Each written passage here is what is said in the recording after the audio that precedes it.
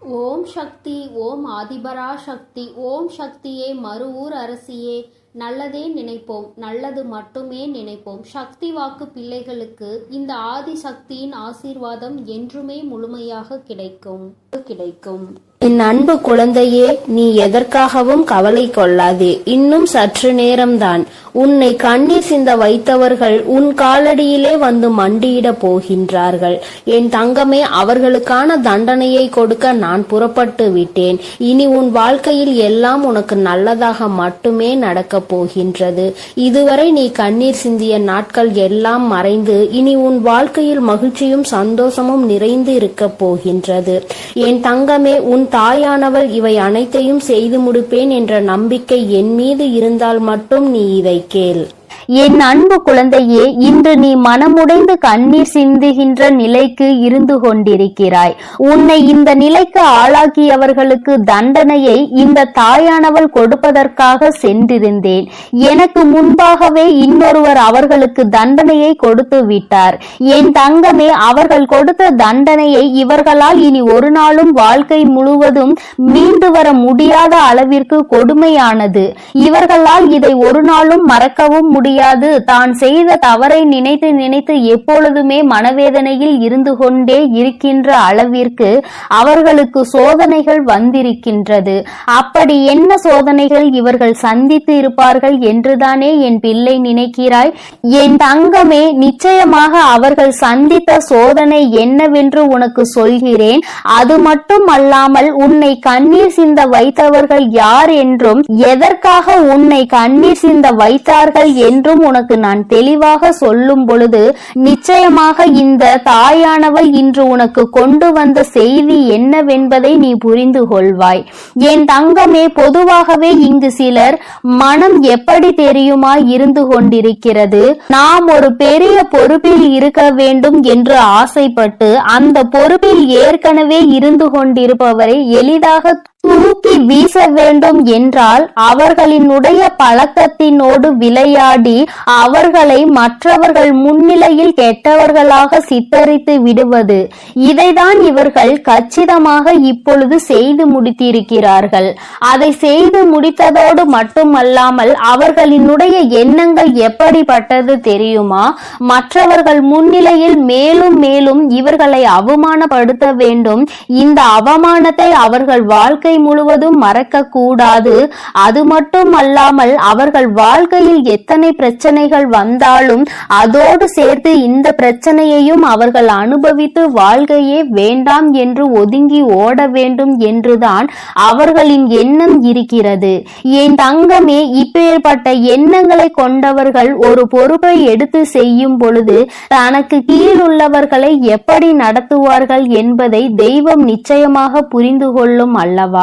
என் தங்கமே, இவர்கள் வேறு யாராகவோ இருக்கின்ற பட்சத்தில் நிச்சயமாக இவர்களுக்கு தண்டனையை கொடுத்தவர்களுக்கு அத்தனை கோபம் வந்திருக்காது. ஆனால் ஒரே குலத்தில் இருக்கின்ற பிள்ளைகள் ஒருவருக்கொருவர் சொந்த பந்த உறவுகள் மேற்பட்ட நிலையில் அவர்கள் அந்த துரோகத்தை செய்யும் பொழுது அதனால் அதிக கோபமடைந்து உன் தாயானவள் என்னை விட உன்னுடைய குலதெய்வம் தான் உன்னுடைய குலதெய்வம் அவர்களுக்கு கொடுத்த தண்டனை என்னவென்று உனக்கு இப்பொழுது நான் சொல்லி விடுகிறேன். என் தங்கமே, உன்னுடைய குலத்தில் இருந்து கொண்டே அவர்கள் செய்த வேலையை உன்னால் நிம்மதியாக குலதெய்வத்தின் கோயிலுக்கு கூட செல்ல முடியவில்லை. அங்கு சென்றால் மற்றவர்கள் முன்னிலையில் உன்னை பற்றி குசு குசு வென்று பேசுவது, அதாவது உனக்கு அது தெரிய வேண்டும் என்று நினைத்து கொண்டே பேசுவது. அப்படியானால் உன்னுடைய மனதிற்குள் இவர்கள் நம்மை பற்றி என்ன பேசி இருப்பார்கள் என்ற எண்ணம் மட்டும்தான் ஓடிக்கொண்டிருக்கும். மாறாக தெய்வத்தை கூட உன்னால் நிம்மதியாக அந்த நேரத்தில் வணங்க முடியாது அல்லவா? அப்பேற்பட்ட நிலையை உனக்கு அவர்கள் உருவாக்கி கொடுக்கத்தான் இத்தனை கஷ்டங்களையும் கொடுத்து கொண்டிருக்கிறார்கள். உன்னுடைய மனது நிம்மதியாக இருக்கக்கூடாது, நீ சந்தோஷமாக இருக்கக்கூடாது. எல்லாவற்றிற்கும் மேலாக நீ எந்த நேரமும் ஏதோ ஒரு கஷ்டத்திலும் கவலைகளிலும் இருந்து கொண்டே இருக்க வேண்டும். குலதெய்வத்தை தேடி நீ வரக்கூடாது. இந்த நிலையை இப்பொழுது அவர்கள் சாதித்திருக்கிறார்கள். நீ சில காலமாகவே உன்னுடைய குலதெய்வத்தை காண செல்லவில்லை. உன்னுடைய குலதெய்வ கோயிலுக்கு செல்வதற்கு உனக்கு மனதிற்கு மிகவும் சங்கடமாக இருக்கிறது. ஒரு புறம் உன்னுடைய மனது இவர்களுக்காகவெல்லாம் நாம் ஏன் நம்முடைய குலதெய்வத்தை காணாமல் இருக்க வேண்டும் என்று நினைத்தாலும் கூட, ஒரு மனது இவர்கள் முன்னால் நின்று அவமானப்படுவதை விட போகாமல் இருப்பதே மேல் என்று நினைக்க சொல்கிறது. அது மட்டுமல்லாமல் குலதெய்வத்தின் முன்னிலையில் நம்மை வரவிடாமல் செய்த இவர்களை நம் குலதெய்வம் தண்டிக்கவில்லையே, நம்முடைய குலதெய்வம் அவர்களுக்கு எந்த தண்டனையையும் கொடுக்கவில்லையே என்று கூட உனக்கு உன்னுடைய குலதெய்வத்தின் மீது சிறு மனவருத்தம் இருக்கிறது. என்னுடைய குலதெய்வம், நீ ஏன் இத்தனை அமைதியாக இருந்து கொண்டிருக்கிறாய்? இவர்களை நீ கேள்வி கேட்க மாட்டாயா என்று அவர்களை நீ கேட்டாய் அல்லவா என் தங்கமே? ஆனால் அங்கே உன் குலதெய்வம் என்ன செய்தது என்று உனக்கு சொல்கிறேன். உன்னுடைய இந்த வேதனையை உன்னுடைய குலதெய்வம் நன்றாக புரிந்து கொண்டார்கள். அவர்கள் உனக்கு இது போன்ற துரோகத்தை செய்து குலதெய்வத்திடம் இருந்து பிரிக்க நினைத்தவர்களுக்கு மிக பெரிய தண்டனை ஒன்றை கொடுத்திருக்கிறார்கள். நீ அந்த குலதெய்வத்திற்கு இத்தனை நாளும் செய்த விஷயங்கள் அவர்கள் உன்னை வாழ்நாள் முழுவதும் ஆசீர்வதிக்க காத்து கொண்டிருக்கிறார்கள். குலதெய்வத்தின் மீது அன்பு கொண்ட உன்னை அவர்கள் ஒருபோதும் கைவிட நினைத்தது கிடையாது. அதற்கு அவர்கள் செய்த காரியம் என்னவென்று தெரிந்து கொண்டால் நிச்சயமாக என் குழந்தை, நீ மனதளவில் வியப்படைவாய். என் தங்கமே, உன்னுடைய வாழ்க்கையில் இது போன்று நடந்து கொள்வதற்கு துணிச்சல் ஒருவருக்கு இருக்கிறது என்றால் முதலில் அவர்களுக்கு குலதெய்வத்தின் மீது எந்த ஒரு பயமும் இல்லை. அவர்கள் குலதெய்வத்தை கற்சிலையாக நினைத்து விட்டார்கள். அல்லது தெய்வம் நாம் என்ன செய்தாலும் தலையாட்டும், நாம் என்ன சொன்னாலும் தலையாட்டும், நாம் தான் அவர்களுக்கு எல்லா பணிவிடைகளையும் செய்து கொண்டிருக்கிறோமே என்று நினைத்து விட்டார்கள் போல. எத்தனை பணிவிடைகளை விழுந்து விழுந்து செய்தாலும், எத்தனைதான் தெய்வத்திற்கு அள்ளி அள்ளி கொடுத்தாலும், அது போன்றவர்களுக்கு தெய்வம் ஒரு நாளும் எந்த விதமான ஆசிகளையும் வழங்காது. மாறாக உண்மையான அன்பும் உண்மையான பக்தியும் சுற்றி உள்ளவர்களின் மனதை வேதனைப்படுத்தாமல் இருப்பது. இது போன்றெல்லாம் யார் நடந்து கொள்கிறார்களோ அவர்களிடத்தில் மட்டும்தான் தெய்வம் அன்பாக இருக்கும் என்பதை புரிந்து கொள்ளவில்லை. அவர்கள் செய்த காரியத்தினால் இன்று உன் குலதெய்வம் நீ அடைந்த அத்தனை வேதனைகளையும் சேர்த்து வைத்து அவர்களுக்கு தண்டனையாக கொடுத்து விட்டார்கள். அவர்கள் கொடுத்த தண்டனை என்ன தெரியுமா? நீ என்னதான் எனக்கு எத்தனை காரியங்களை செய்தாலும் நான் ஒருபொழுதும் உனக்கு ஆசிகளை வழங்க போவது கிடையாது. நீ செய்த பாவம் உன்னை மட்டுமல்ல, உன்னுடைய சந்ததிகளையும் சேர்த்துதான் பாதிக்க போகிறது. என்னுடைய சன்னதியில் ஒருவருக்கு மிகப்பெரிய பிரச்சனைகளை உண்டு பண்ணி விட்டாய். இதனால் உருவாக போகும் மிகப்பெரிய பிரச்சனையை நீ மறந்து விட்டாய். பெற்றோர்கள் செய்கின்ற பாவம் குழந்தைகளை பாதிக்கும் என்பதை உணராமல் நீ செய்த இந்த தவறினால் நாளை உன்னுடைய குலமே தலைக்காமல் போவதற்கும் நிறைய வாய்ப்புகள் இருக்கிறது. அதனால் இனிமேலாவது இந்த தவறை திருத்திக் கொண்டு மற்றவர்களுக்கு எல்லா உதவிகளையும் செய்து கொடுக்க வேண்டும். குலதெய்வத்தை நம்பி வருபவர்களின் மனதை ஒரு நாளும் காயப்படுத்த கூடாது. தான் பெரியவர் என்கின்ற எந்த ஒரு மனப்போக்கையும் யாரிடத்திலும் வெளிப்படுத்த கூடாது. அப்படி வெளிப்படுத்துகின்ற பட்சத்தில் இனி உன் வாழ்க்கை, உன்னுடைய குடும்பம் நிச்சயமாக அனுபவிக்க போகின்ற வேதனைகளை கண்டு நீ துடிக்கத்தான் போகிறாய். யாரிடம் விளையாடுகிறோம் என்ற எண்ணம் சற்று மனதில் இருக்க வேண்டும். உன்னுடைய குலத்தை காக்கின்ற என்னிடத்திலேயே உன்னுடைய பாகுபாடுகளை உருவாக்கி கொண்டிருக்கிறாய். யார் பெரியவர் யார் சிறியவர் என்கின்ற பாகுபாட்டை தெய்வத்தின் முன்னாலேயே உருவாக்கி கொடுக்கின்ற தைரியம் உனக்கு இருக்கிறது என்றால் நிச்சயமாக இனி உன் வாழ்க்கை என் கையில் என்பதை மறந்துவிடக் கூடாது என்று உன்னுடைய குலதெய்வம் அவர்களுக்கு மிகப்பெரிய எச்சரிக்கையினை கொடுத்து விட்டார்கள். இந்த எச்சரிக்கையிலும் அவர்கள் திருந்தவில்லை என்றால் அடுத்தது தண்டனையை நிறைவேற்றுவதாகவும் உன்னுடைய குலதெய்வம் முடிவெடுத்து இருக்கிறார்கள். என் தங்கமே, இனிமேலாவது இது போன்ற மனிதர்களை கண்டு நீ மனதில் எந்த விதமான தயக்கமும் கொள்ளாமல் உன்னுடைய குலதெய்வத்தை வணங்குவதற்கு நீ எப்பொழுதுமே சென்று கொண்டே இருக்க வேண்டும். ஏனென்றால் உன்னுடைய குலதெய்வம் உன் மீது அத்தனை அன்பினை வைத்திருக்கிறார்கள். உன் வராகி தாயானவள் உனக்கு சோதனைகளை கொடுப்பவர்களை அத்தனை எளிதாக விட்டுவிட மாட்டேன் என்பதை புரிந்து கொண்டு அவரவர்களுக்கான நேரம் வரும்பொழுது அந்த தண்டனையை அவரவர்கள் அனுபவிப்பார்கள் என்பதனை நீ உணர்ந்தால் போதும். எப்பொழுதுமே என் பிள்ளை நீ சந்தோஷமாக இருக்க வேண்டும். என் அன்பு குழந்தைக்கு இந்த வராகியினுடைய ஆசீர்வாதங்களும் உன் குலதெய்வத்தினுடைய அரவணைப்பும் எப்பொழுதும் முழுமையாக கிடைக்கும். என் தங்கமே, அதனால் நீ எதை நினைத்தும் கலங்காதே, எதற்காகவும் வருந்தாதே. நீ நல்லதையே நினை, உன் வாழ்வில் நல்லது மட்டுமே நடக்கும். என் அன்பு குழந்தையே, இந்த நல்ல தினத்தில் உனக்கான ஒரு முக்கியமான செய்தியோடு தான் அம்மா உன்னை காண வந்திருக்கிறேன். என் அன்பு குழந்தையே, உன் கண்ணீரை கண்டு சிரித்தவர்களுக்கு பதில் சொல்லும் நேரம் இந்த வராகிக்கு இப்பொழுது வந்துவிட்டது. என் குழந்தையே, நான் இப்பொழுதும் உன்னுடைய குலதெய்வத்தின் வாக்கை அல்லவா சுமந்து கொண்டு வந்திருக்கிறேன். என் குழந்தையே, உன் குலதெய்வமானது உன்னை காக்கின்ற தெய்வம். உனக்கு என்ன வேண்டுமானாலும் நிறைவேற்றி தரும் தெய்வம். உன்னை ஆபத்தில் இருந்து காக்கும் தெய்வம். எந்த எதிரியானாலும் உன் குலதெய்வத்தை தாண்டிதான் உன்னை தொட முடியும். அத்தகைய குலதெய்வத்தின் வாக்கினை உன் வராகி அம்மா நான் உனக்கு தருகிறேன். என் அன்பு பிள்ளையே, இந்த தெய்வத்தின் வாக்கினை தவிர்த்து விடாதே. என் பிள்ளையே, உன்னை கண்ணீர் சிந்த வைத்தவர்கள் இன்று அங்கே அவர்கள் கண்களில் கண்ணீர் சிந்தும் நேரம் நெருங்கிவிட்டது. நீ அவர்கள் உன்னை காயப்படுத்திவிட்டு அங்கே சந்தோஷமாக இருந்து கொண்டிருக்கிறார்கள் என்று வருத்தத்தில் ஆழ்ந்திருக்கின்றாய். என் குழந்தையே, நீ உன்னுடைய வாழ்க்கையில் நீ செய்த பல புண்ணிய காரியங்களும் இன்று நிச்சயமாக உனக்கு பல பரிசுகளை, பழைய எதிர்பார்ப்புகளை பூர்த்தி செய்து தரப்போகிறது. அங்கே உன்னை கண்ணீர் சிந்த வைத்தவர்கள் வாழ்க்கையில் தாழ்ந்து கொண்டேதான் செல்கின்றார்கள்.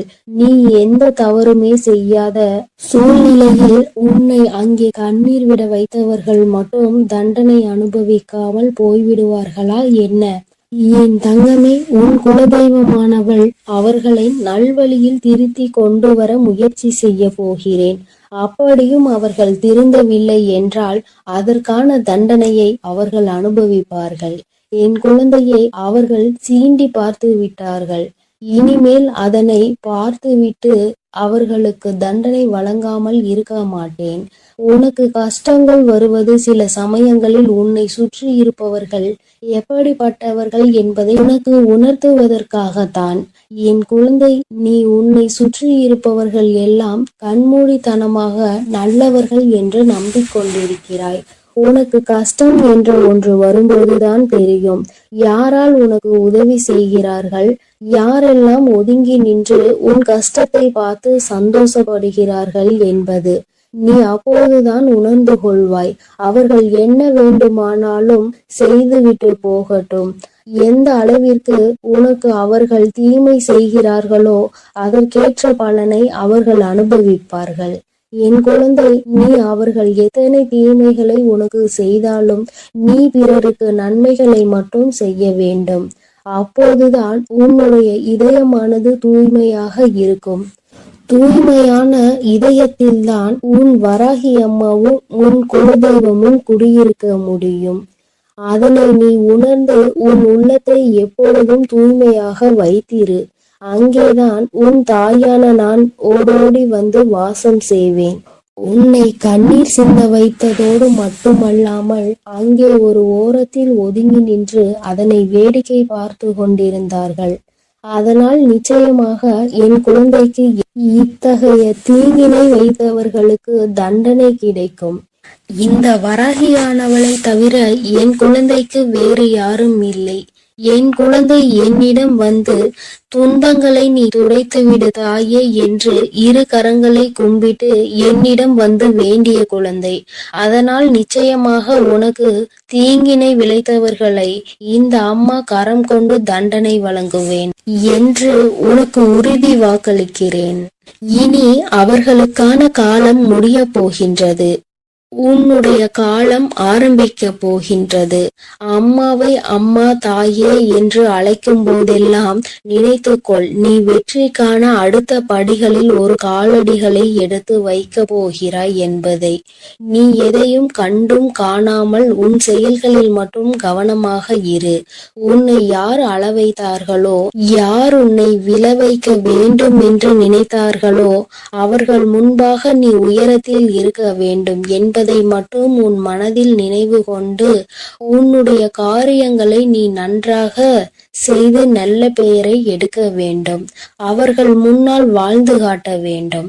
நீ வாழும்போது நிச்சயமாக அவர்கள் அங்கே ஒரு மூலையில் அழுது கொண்டுதான் இருப்பார்கள். உனக்கு அவர்கள் கொடுத்த கஷ்டத்தினை அவர்கள் இன்னொருவர் மூலமாக நிச்சயமாக அனுபவிப்பார்கள். அவரவர் செய்கின்ற கர்ம பலனை அவரவர் இப்பொழுதெல்லாம் அன்றே அனுபவித்து விடுகிறார்கள். அதற்காக அவர்கள் நீண்ட காலம் காத்திருக்க வேண்டிய அவசியம் இல்லை. என் தங்கமே, நீ அங்கே பிறர் மீது உண்மையான அன்பினை காட்டுவதற்கு பரிசாக பல அவமானங்களை சந்தித்து விட்டாய். நீ ஒவ்வொரு முறை உனக்கு அவமானம் ஏற்படும் போதும் உங்கள் மேல் நான் வைத்திருக்கும் உண்மையான அன்பிற்கு எனக்கு கிடைத்த பரிசு இந்த அவமானம் மட்டும்தான் என்று நீ நினைக்கின்றாய். இது உன்னுடைய அன்பினை புரிந்து கொள்ளாமல் அவர்கள் செய்கின்ற மிகப்பெரிய பாவமாகும். இனி அவர்களை எல்லாம் உன் அன்பின் வலிமை என்ன என்பதை உணர வைத்து உன்னை தேடி நிச்சயமாக இந்த அம்மா வர வைக்க போகிறேன். என் குழந்தையே, நீ ஒன்றை நன்றாக புரிந்து கொள். இந்த உலகத்தில் யாருக்கும் எதுவும் நிலையானது கிடையாது.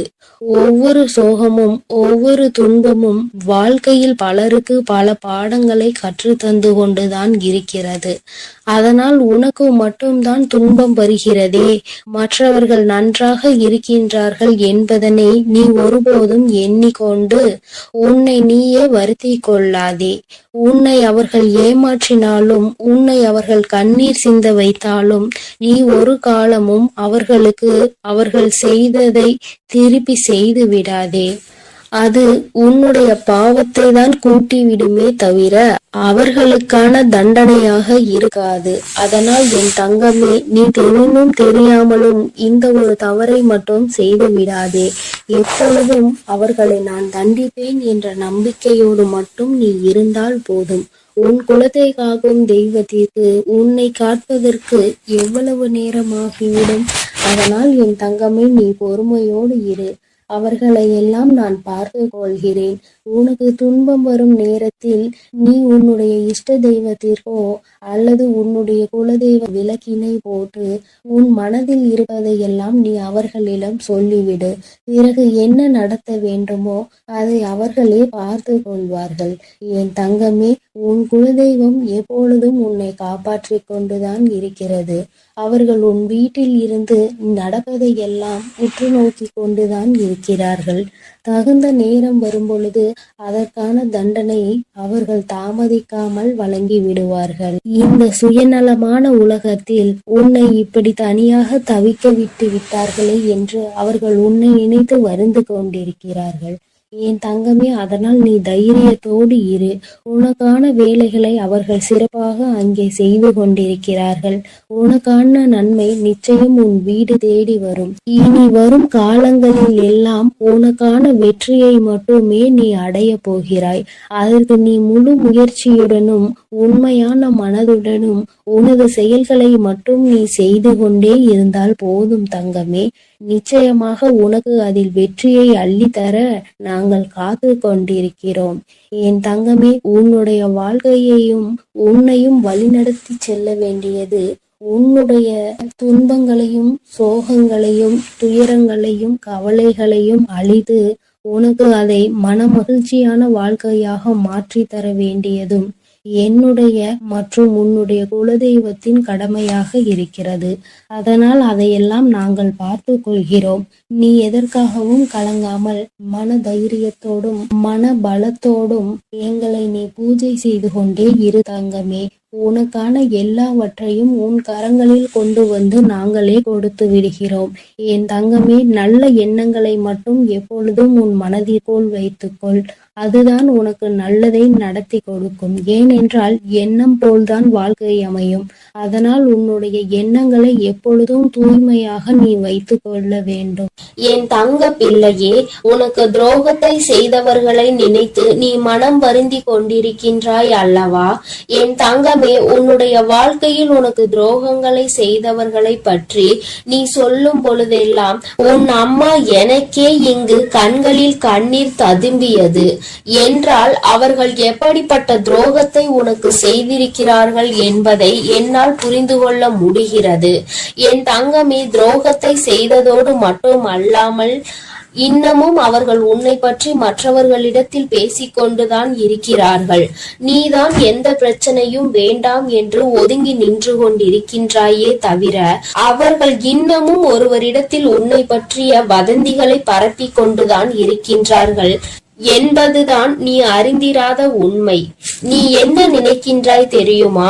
நாம் எப்படி இருக்கின்றோமோ அது போலதான் அவர்கள் இருந்து கொண்டிருக்கிறார்கள் என்று நீ நினைத்து கொண்டிருக்கின்றாய். ஆனால் உண்மை என்னவென்றால் அவர்கள் மட்டும் அல்ல, அவர்கள் உடன் பிறந்தவர்களும் இந்த வேலையை தான் செய்து கொண்டிருக்கின்றார்கள். மற்றவர்களிடத்தில் சென்று தேவையில்லாத விஷயங்களை பற்றி பேசிக்கொண்டு தேவையில்லாத விஷயங்களில் தலையிட்டு கொண்டும் இருக்கிறார்கள். என் தங்கமே, இந்த துரோகங்களை செய்தவர்களுக்கு தெய்வம் என்ன தண்டனை கொடுக்க போகிறது என்று நீ அதை எதிர்நோக்கி நின்று கொண்டிருக்கின்றாய் அல்லவா? தெய்வம் இவர்களை இப்படியே விட்டு விடுமோ என்று கூட என் குழந்தை மனதில் சந்தேகம் வந்துவிட்டது அல்லவா? என் தங்கமே, உன்னுடைய சந்தேகங்களுக்கு எல்லாம் பதில் தர வேண்டிய கட்டாயம் இப்பொழுது வந்துவிட்டது. உன் அம்மா அதற்கு முன்பாக அவர்களுக்கு தண்டனை கிடைத்து விட்டது என்ற சந்தோஷமான செய்தியை சொல்வதற்காக தான் இன்று உன் தாயானவள் ஓடோடி வந்திருக்கின்றேன். இந்த வராகி எப்பேற்பட்டவள் என்பது உனக்கு நன்கு அறிந்த விஷயம்தானே. உன்னுடைய தாயானவள் அத்தனை சுலபமாக யாரையும் மன்னித்து விட மாட்டாள் என்பதை என் பிள்ளை நீ நன்கு அறிந்த விஷயம்தானே.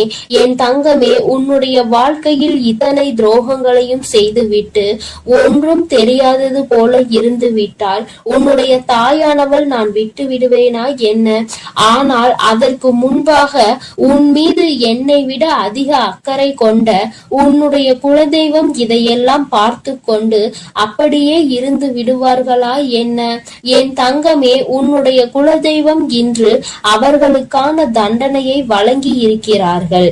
குழந்தையே, அவர்களுக்கு கொடுத்த தண்டனை என்னவென்று கேட்டால் நிச்சயமாக என் குழந்தை நீ மகிழவும் செய்வாய்.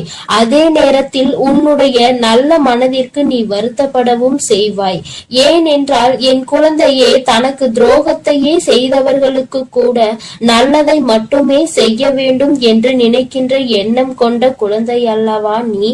என் தங்கமே, உன்னுடைய எண்ணங்களினால் தான் நீ இன்னமும் இந்த வராகியின் முன்னால் நின்று கொண்டிருக்கிறாய் என்பதை இந்த நேரத்தில் நான் உனக்கு நினைவுபடுத்துகின்றேன். அதனால் உன்னுடைய இந்த நல்ல குணத்திலிருந்து ஒரு நாளும் நீ மாறிவிடாதே. உன்னுடைய எண்ணங்கள் எப்பொழுதுமே உன்னை சுற்றி தெளிவாக இருக்க வேண்டும் என்பதை நீ புரிந்து கொள்ள வேண்டும்.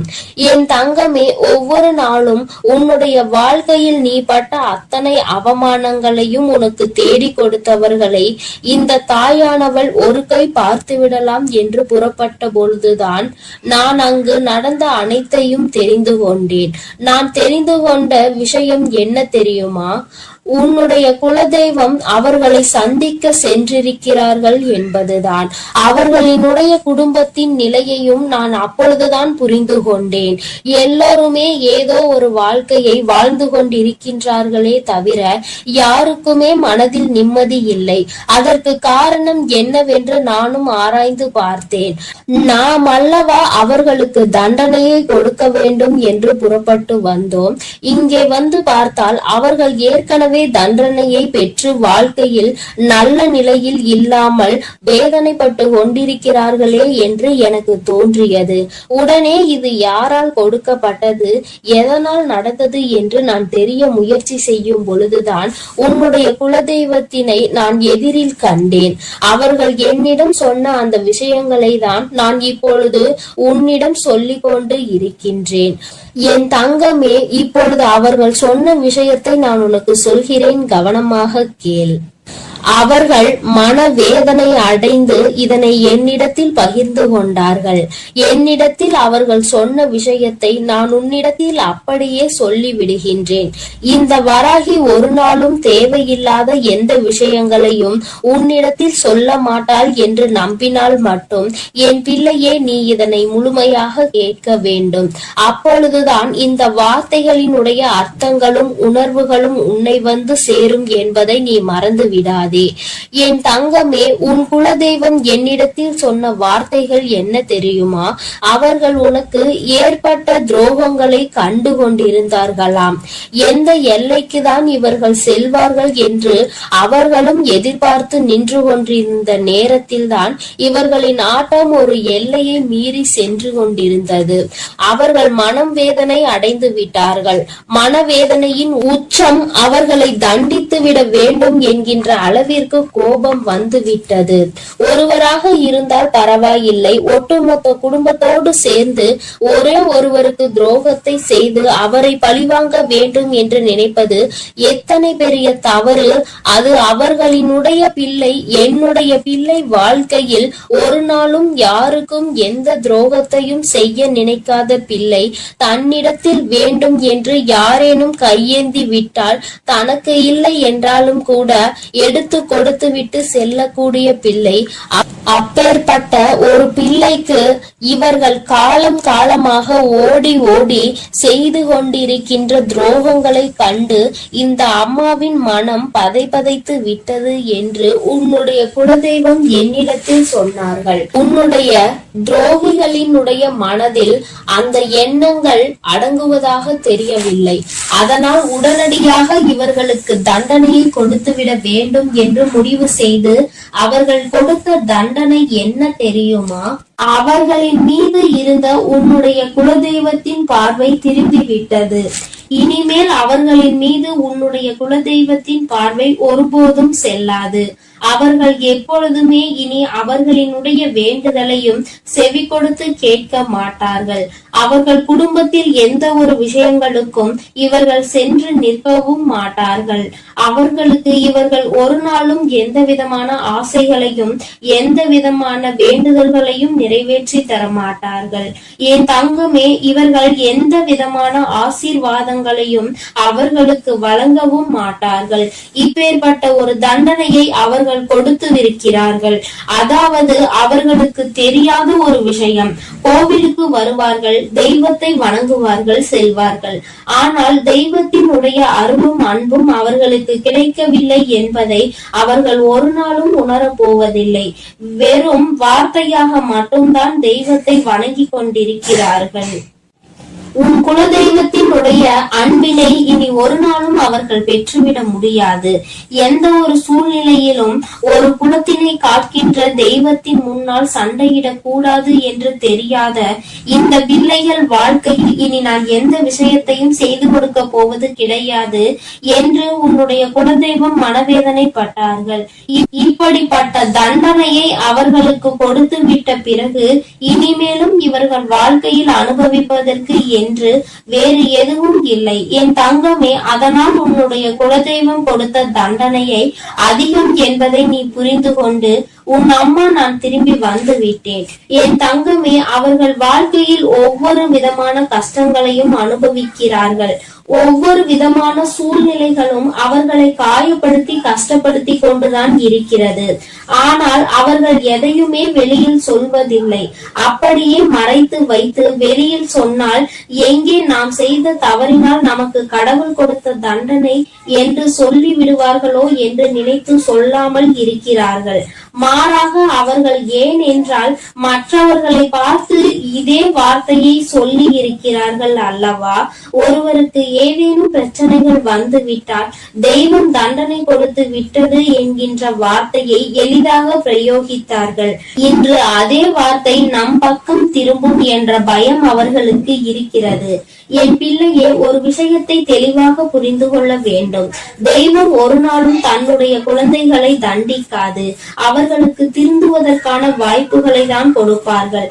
அதையும் மீறி ஒரு குழந்தைக்கு தெய்வத்திடம் இருந்து தண்டனை கிடைக்கிறது என்றால் அவர்கள் வாழ்வதற்கே தகுதியற்றவர்கள் என்பதை புரிந்து கொள்ள வேண்டும். என் தங்கமே, உனக்கு துரோகத்தை கொடுத்தவர்களுக்கு இத்தனை பெரிய தண்டனை கொடுத்தது உனக்கும் கூட கஷ்டமாக இருக்கலாம்.